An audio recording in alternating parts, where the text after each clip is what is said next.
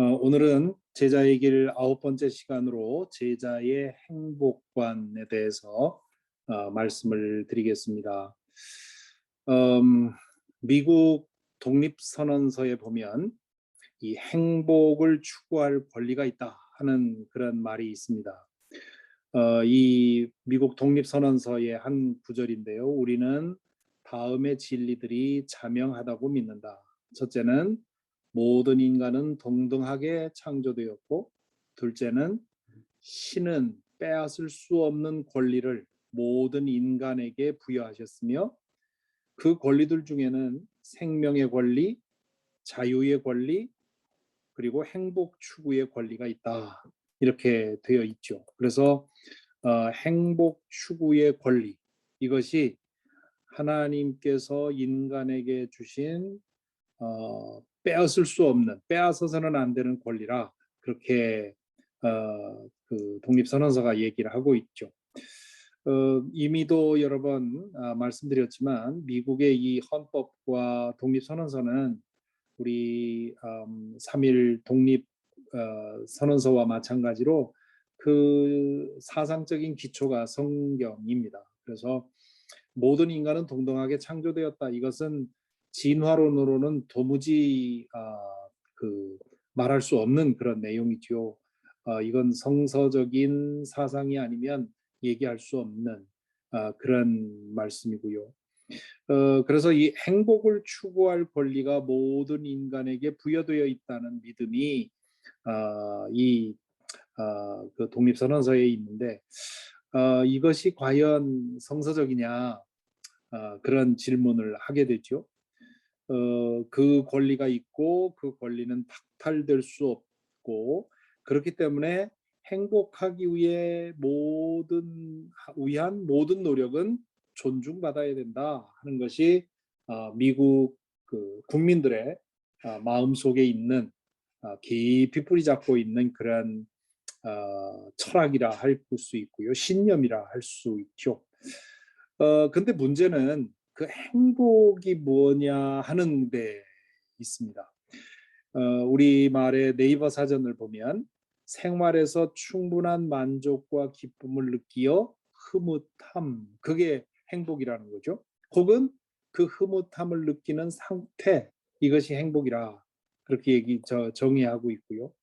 메리엄 웹스터 딕셔너리에 보면 a state of well-being and contentment, 이제 우리 한글 사전과 그 유사한 그런 정의를 해놓고 있죠. 만족스러운 상태, 모든 것이 안정적인 그런 상태, 혹은 a pleasurable or satisfying experience, 그 기분 좋은 혹은 만족스러운 그런 경험, 이런 것을 행복이라 그렇게 정의하고 있습니다. 이 정의를 보면 크게 두 가지 특징이 보이는데요. 하나는 감정의 상태에 관한 거예요. 행복이라고 하는 것이. 그리고 매우 사적이고 주관적입니다. 그 만족과 기쁨을 느낀다고 하는 것이 사람에 따라 다르고 상황에 따라 다르죠. 그래서 매우 감정적인 그런 정의고, 그리고 사적이고 주관적이다. 그래서 이 행복이라고 하는 것이 행복 추구의 권리가 있다고 하지만 이것이 그렇게 분명하지 않습니다. 왜냐하면 사람마다 행복감을 느끼는 이유가 다르죠.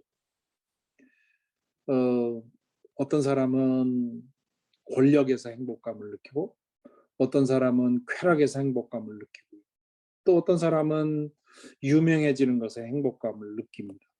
행복감을 느끼는 이유가 다 다르고, 그리고 같은 것이라도 상황에 따라서 행복감을 느끼는 정도가 다르죠. 내가 뭔가를 원하고 그것을 추구할 때, 그것을 얻었을 때의 그 행복감, 그것이 시간이 지나면서 뭐 기껏해야 어떤 거는 뭐 2, 3일 가면 끝나는 것이 있고요. 또 만족감이 매우 높은 그런 일이라 하더라도 한 달 넘어가는 것이 없죠. 이 행복감이라고 하는 것이 그렇게 유효 기간이 매우 짧고요. 또 동일한 것도 처음에는 아주 사소한 것에도 행복감을 느꼈는데 어느 정도 지나고 나면 그런 것에는 전혀 행복감을 느끼지 못하는. 그리고 이것이 매우 주관적이고 그 사적인 것이기 때문에 나의 행복이 다른 사람의 불행이 될 수 있다는. 그렇기 때문에 행복 추구권이라고 하는 것이, 행복 추구의 권리라는 것이 결국은 행복을 향한 경쟁과 투쟁이 되는 것을 왕왕 보게 됩니다. 그리고 그것이 심해지면 승자 독식, winner takes all이라고 하는 이 이긴 사람이 다 가지고 그렇지 않은 사람들은 다 고통받는 약육강식의 현실로 이어지죠. 지금 이 팬데믹 이후에 이 세계가 어떻게 될 것이냐, 이 세상이 어떻게 될 것이냐 하는 것에 대해서 이제 전망을 많이 하는데, 그 전망 가운데 가장 모든 저 미래학자들이 동의하는 것이 빈익빈 부익부의 차이가 훨씬 더 심해질 거라는 거죠. 그래서 어떤 사람은 2밀리언을 써서 불과 몇 시간짜리 우주 비행을 하는가 하면, 어떤 사람은 불과 2,000불이 없어서 생명을 끊는 이런 어마어마한 그런 빈부의 격차가 심해지는 그런 상황이 지금 우리 가운데 일어나고 있죠. 자, 그렇다면 성경에서는 행복을 어떻게 얘기를 하고 있는가? 구약 성경을 보면요, 행복에 가장 가까운 히브리어가 아쉐르입니다.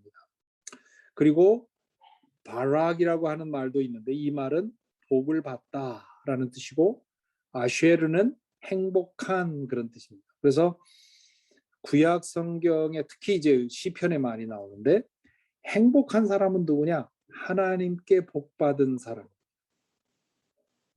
그런데 이 하나님께 복 받은 사람을, 이 하나님께 받는 복이라고 하는 것을 우리는 주로 물질적으로 생각하는데, 성경에서는 하나님과의 바른 관계가 그게 진정한 복이라는 거죠. 그래서 시편 112편 1절 2절에 보면 할렐루야, 주님을 경외하고 주님의 계명을 크게 즐거워하는 사람은 복이 있다.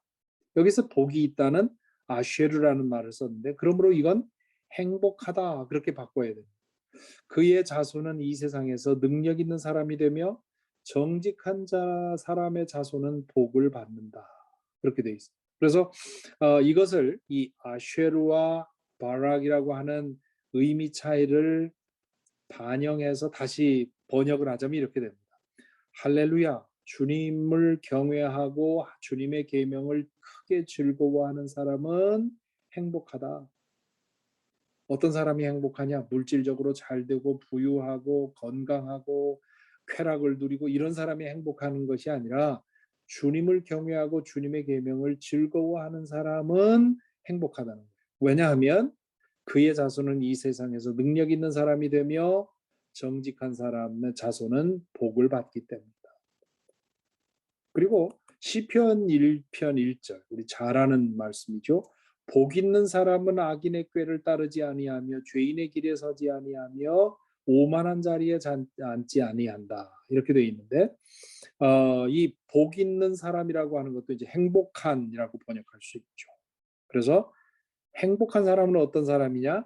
하나님과의 바른 관계 안에서 살아가는 사람이 행복한 사람이다. 하나님과의 바른 관계 안에 있는 사람이 행복을 경험합니다. 왜냐하면 그분의 복을, 하나님이 주시는 복을 누리기 때문. 그래서 성경에서의 행복은 하나님과의 관계에 있다. 그리고 이제 신약 성경으로 넘어가면, 신약 성경 이 헬라어에서 행복이라는 말의 그 말은 유다이모니아라고 하는 말. 유다이모니아라고 하는 이 헬라어가 신약 성경에서는 한 번도 사용이 되지 않았습니다. 그러니까 이 우리가 독립선언서에서 말하는 행복 추구의 권리라고 하는 것은 신약 성경에는 전혀 근거가 없는 얘기죠. 행복이라는 말 자체가 신약 성경에서 쓰이지 않았기 때문에. 우리 영어 성경이나 한글 성경에 행복이라는 말을 찾아보면 많이 나와요.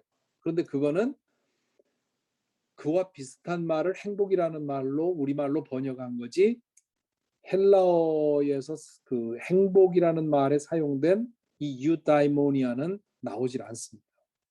반면에 이 행복이라는 말로 주로 번역된 말이 뭐냐면 이 마카리오스라고 하는 말. 근데 이것은 정확히 번역하면 행복한이 아니라 복된 그런 뜻입니다. 행복한 사람과 복된 사람이 어떻게 다르냐? 행복한 사람 하면 우리가 지금 행복이라는 말을 이해하는 것처럼 뭔가 기분 좋아하는 사람 이런 뜻이잖아요. 반면에 복된 사람이라고 하면 그 사람은 지금 기분 좋은 상태에 있는 사람이 아니라 그 사람의 그 살아가는 태도와 살아가는 방식이 하나님의 복을 받을 만한 그러한 상태라는 뜻입니다. 그러니까 꽤 의미가 다르죠.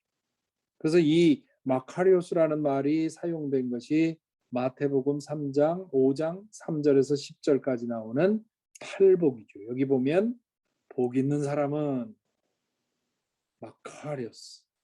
그 우리 성경 번역은 마음이 가난한 사람은 복이 있다.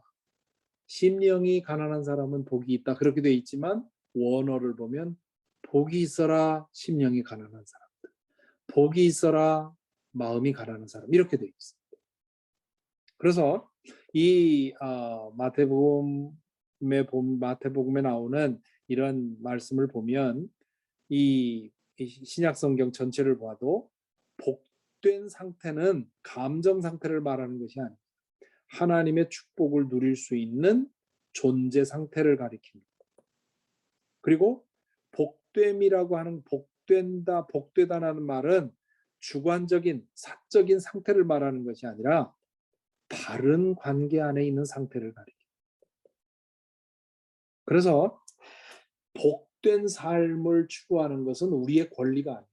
다른 사람과 싸워서라도 내가 복되게 살아야 되겠다 이게 아니라 복된 사람이 되는 것은 우리의 소명이요 우리의 책임입니다. 믿는 사람이라면 누구나 복된 삶을 살아야 되는 거죠. 행복한 삶을 추구하는 것이 아니라 복된 삶을 사는 겁니다. 그러면 그게 뭐냐? 성경의 행복론이라고 하는 것을 구약 성경과 신약 성경에 나오는 말씀들을 근거해서 그 정리를 해보면 예수의 제자는 행복을 목적 삼지 않습니다. 행복은 주관적이고 사적인 감정인데 그것을 추구하다 보면 감정의 기복에 따라 춤을 추게 되고 이기적으로 행동하고 감정이라고 하는 것은 늘 바뀌게 마련이죠. 그래서 내가 행복한 감정을 자꾸 얻으려고 하다 보면 그러면 결국은 뭐 마약 중독되고 알코올 중독되고 하는 사람들이 결국은 그것 때문에 그래요. 그 행복감을 지속시키고 싶고 그 행복감을 더 강하게 하려고 하다 보니까 그런 문제가 생기는 거죠. 그리고 이 행복의 추구는 그 어쩔 수 없이 이기적인 것이기 때문에 결국 자신을 불행하게 하고 이웃까지 자신의 불행에 끌어들이게 만드는 그런 요소가 됩니다. 그렇기 때문에 예수의 제자는 복된 삶을 추구합니다. 복된 삶의 가장 중요한 조건은 하나님과의 바른 관계. 하나님과의 바른 관계가 바로 잡히면 인간과의 관계도 바로 잡히고 피조물과의 관계도 바로 잡힙니다. 바른 관계, 이것이 성경이 말하는 행복의 가장 중요한 요소이죠. 이 하나님과의 바른 관계 안에 머물러 살기 위해서는 주관적이고 사적인 행복감을 포기해야 될 때가 있습니다. 그리고 영적으로 성숙하면 그것을 포기하는 것에서 더 큰 기쁨을 경험합니다. 이것이 예수님께서 십자가를 지면서 그 경험한 그 기쁨이고 바울 사도가 그 수많은 고난을 겪으면서 받은 경험한 그런 기쁨. 그래서 성경에서는 행복보다는 기쁨입니다. 나는 행복하다. 그런 상태보다는 어떤 상태든 어떤 상황에서든 속에서 우러나오는 그런 기쁨으로 사는 것. 그것이 그리스도인의 모습이죠. 그리고 제자는 자신의 욕망 충족이 아니라 하나님의 뜻을 이루고 이웃의 행복을 위해 헌신하는 것에서 행복을 경험합니다.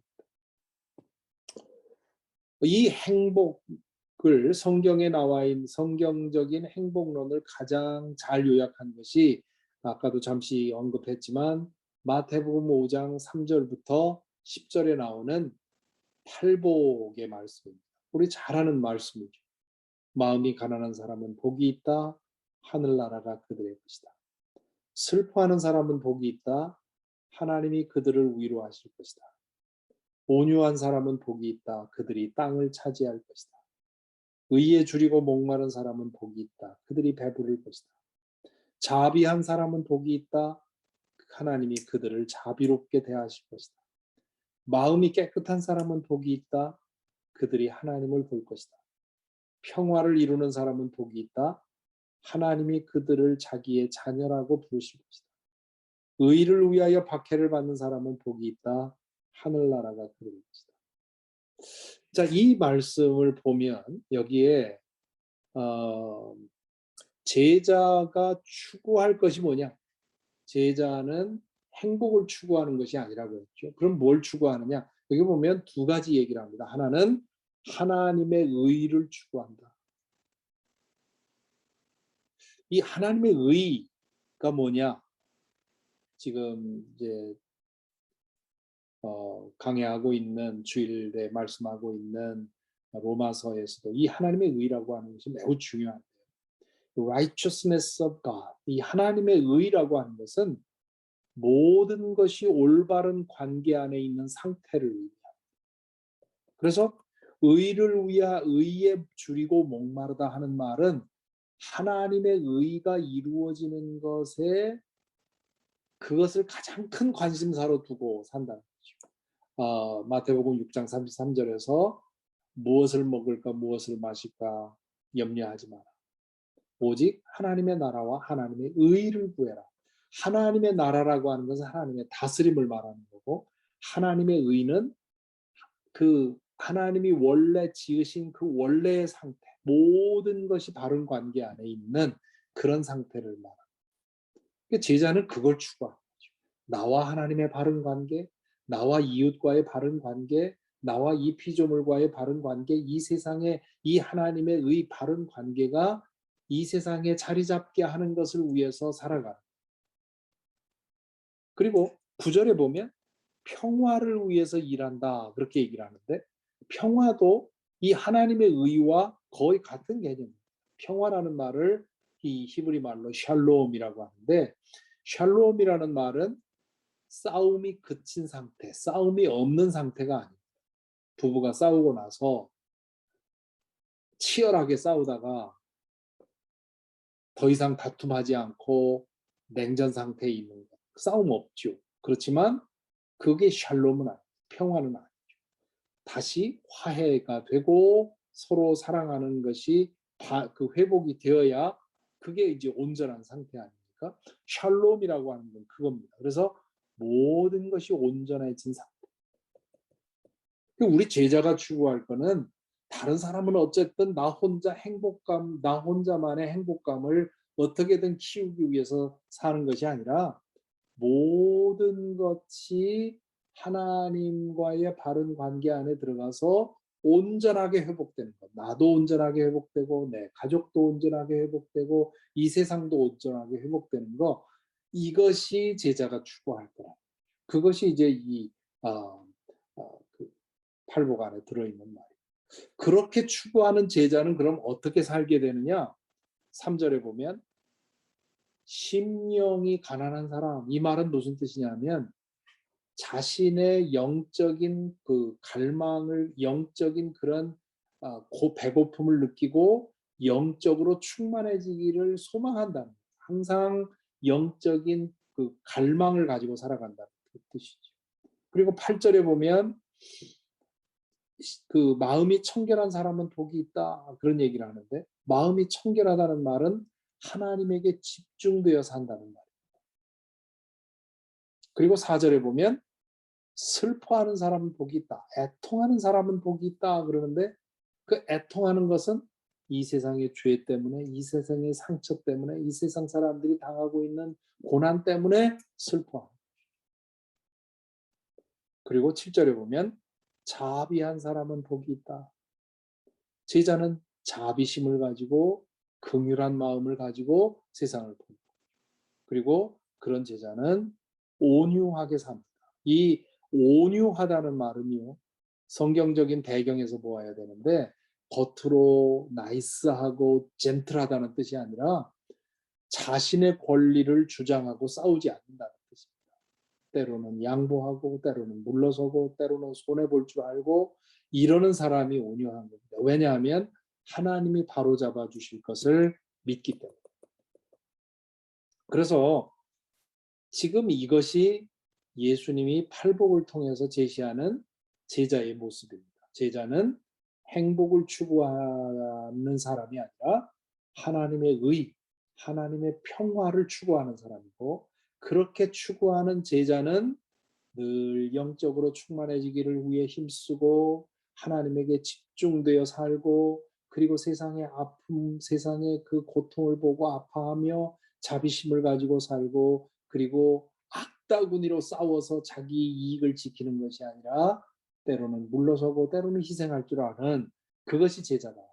그렇게 사는 사람이 복이 있다, 그런 얘기죠. 자, 그래서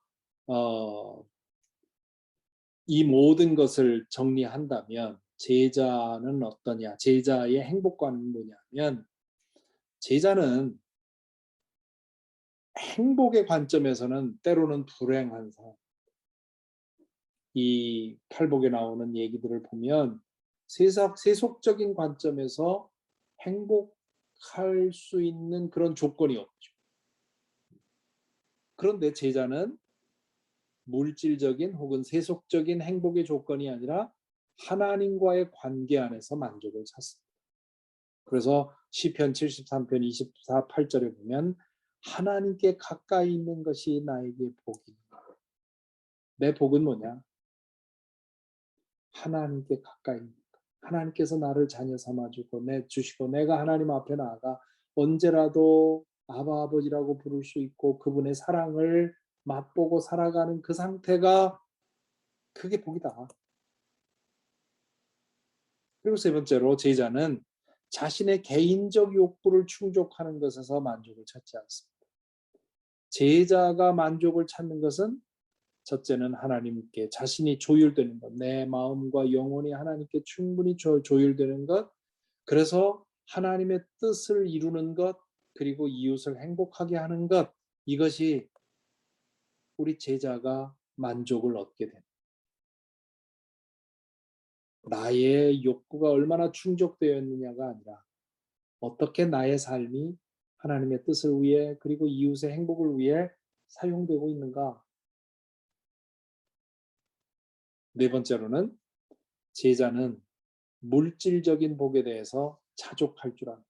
하나님 안에서 만족하기 때문에 물질적인 복에 대해서는 자족할 줄 알죠. 그래서 빌립보서 4장 12절에서 보면 나는 비천하게 살 줄도 알고 풍족하게 살 줄도 압니다. 배부르거나 굶주리거나 풍족하거나 궁핍하거나 그 어떤 경우에도 적응할 수 있는 비결을 배웠습니다. 하나님께서 물질적인 복을 충분히 주셔서 넉넉하게 됐다고 해서 그것 때문에 교만해지지 않고, 그거 가지고 없는 사람들 상처 주고 없는 사람들에게 아픔 주지 않고, 반면에 나의 삶에 물질적인 것이 공핍하다고 해서 그것 때문에 주눅들거나 그것 때문에 자존심 그 상해하거나 이러지 않고, 그것은 다 하나님께서 각자에게 지금은 알 수 없지만 맡기신 그런 분복이라고 여기고, 하나님 안에서 얻은 만족감을 가지고 내가 부족하더라도 그것에 대해서 거리낌 없이 하나님의 자녀된 것만으로 만족하고 자부할 수 있는 그런 믿음. 이것이 이제 제자의 모습이죠. 그럴 때 그 모습이 얼마나 아름다운지.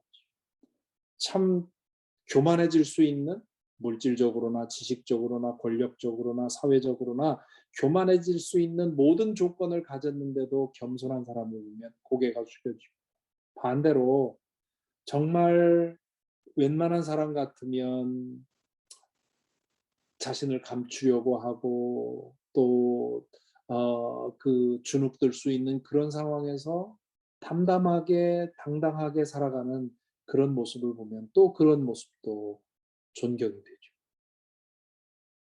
그 근거가 어디 있느냐 하면 하나님 안에서 얼마나 만족을 찾는 하는 거죠.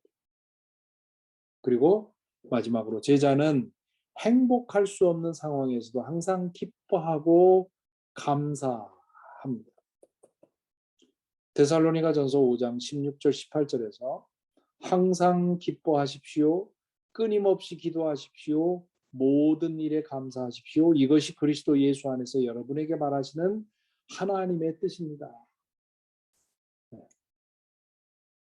하나님께서 그거를 그렇게 살도록 우리에게 원하신다. 근데 그거를 억지로 할 수 없지 않습니까? 기뻐할 수 없는 상황에서 억지로 기뻐할 수 없고요. 그럼 어떡하란 말이냐? 하나님 안에서 만족을 찾으라. 하나님에게 집중하라.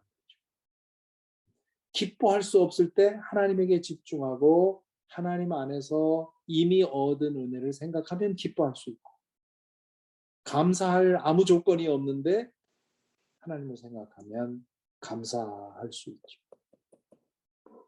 이것이 제자가 사는 방법.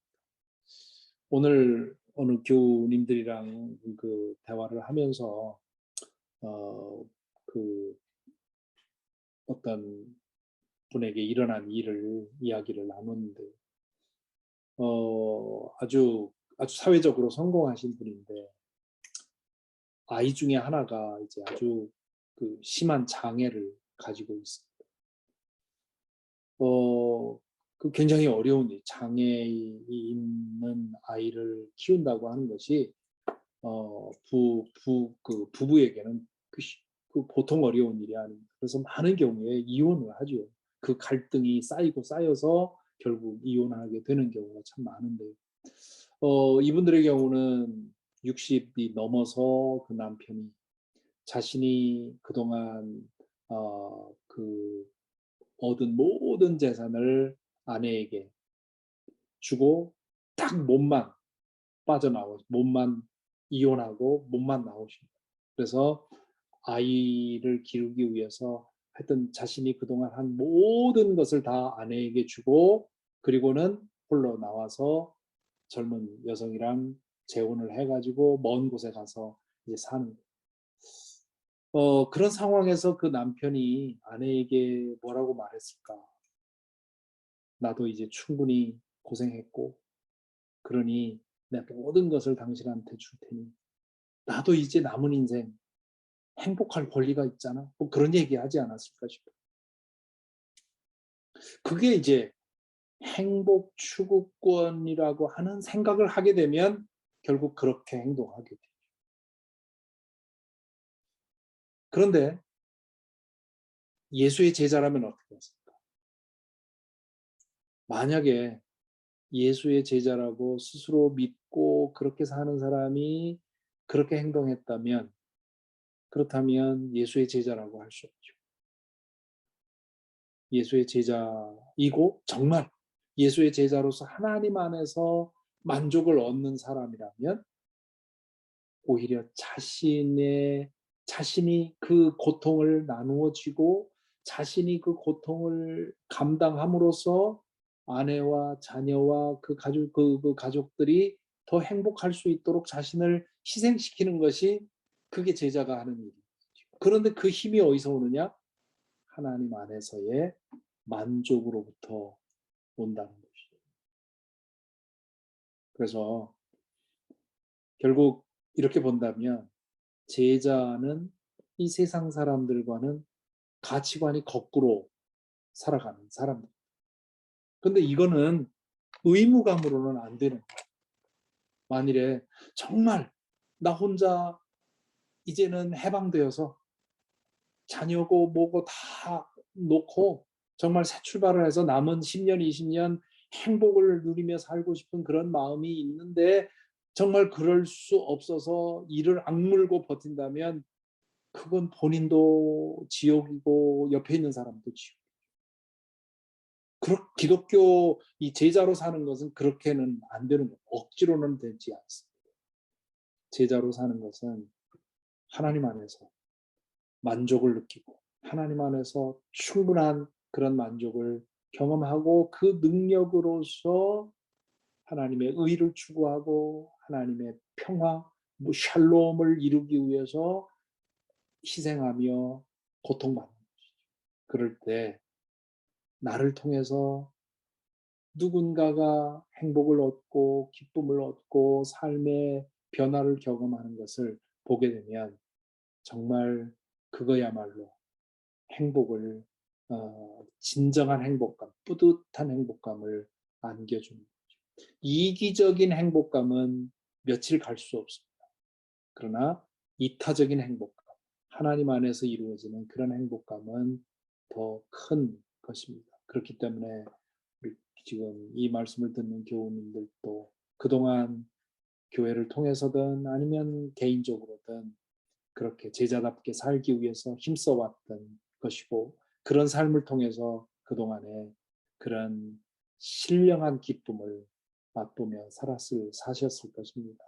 앞으로 더욱더 이렇게 세속적인 그 세속적인 복에 대해서는 자족하고 하나님과의 관계에서 오는 그 기쁨을 가지고 항상 기뻐하고 끊임없이 기도하며 모든 일에 감사하는 그런 저와 여러분이 되기를 바랍니다.